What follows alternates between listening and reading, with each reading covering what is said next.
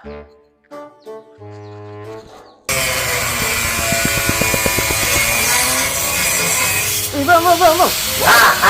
Buat apa ni bang? Patutlah kerja rumah tak siap-siap. Tak ada lah. Saya ini bye. Ini kasih apa itu. Ini barang lah. Kena jatuh tadi. Mana ni bang? Rumah saya ni tak siap-siap lagi. Mak saya, kakak saya, ayah saya semua dah bising nak duduk sini. Bila nak siapnya? Ya bang. Semalam baru pergi apa itu HB. Baru pergi 2 bulan lepas baru pergi. Baru sign, baru ini mau naik lah.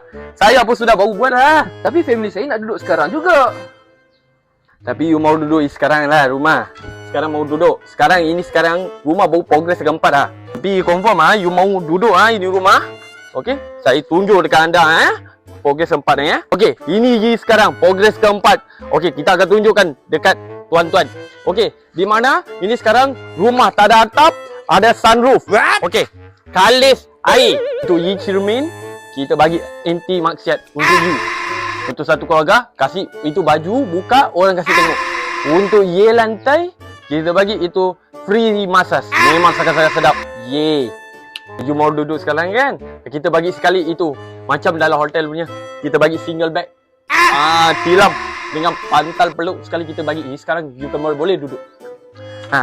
Untuk ye pintu, kita bagi itu pintu tak ada. Itu transparent punya lah. Itu transparent. Banyak bagus. Ni sekarang mau duduk lah. Mau duduk lah. Progress keempat ni. Tak apalah bang. Abang buatlah dulu rumah. Saya tidur tempat lain dulu. Saya tidur Oyo. Tak habis lagi mau cipat. Oh, tunggu sekejap lah. Apa masalah you? Ya.